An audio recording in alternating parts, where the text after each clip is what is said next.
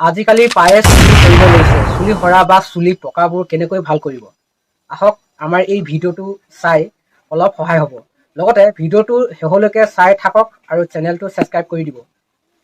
জেতুকা পাত চুলিত চিকচিকীয়া আৰু কোমল কৰি তোলে, চুলি সৰা কমাই, ইয়াক দীঘল আৰু ডাঠ কৰি তোলে আৰু উফি আঁতৰাই চুলিক সম্পূৰ্ণৰূপে পুষ্টি প্ৰদান কৰে। জেতুকা পাত পুৰুষ আৰু মহিলাৰ বাবে সমানে উপযোগী। জেতুকা পাত ব্যৱহাৰ: জেতুকা পাত ধুনীয়াকৈ পিচি লোৱাৰ পাছত পাত্ৰ এটা লোৱা, পানীত 1 ঘণ্টাৰ তিয়াই থওক। এই মিশ্ৰণটো শিপাৰ পৰা চুলিৰ মূৰলৈকে ভালদৰে লগাব লাগে। 1 ঘণ্টা থৈ দিব পিছত চুলিখিনি ভালদৰে পানীৰে ধুব। দীৰ্ঘদিন চুলি সুস্থ আৰু চিকচিকীয়া কৰি ৰাখিবলৈ জেতুকা পাত সপ্তাহত অন্তত এবাৰ লগাব লাগে। ব্যৱহাৰ আগতে চুলিখিনি শ্বেম্পু বা চাবোনেৰে ভালদৰে ধুই পখালি ল'ব।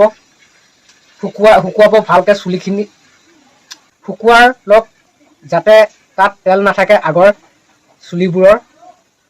লগতে ভিডিঅ'টো চাই ভাল পালে যদি শ্বেয়াৰ আৰু লগতে ছাবস্ক্ৰাইব আৰু লাইক কৰি।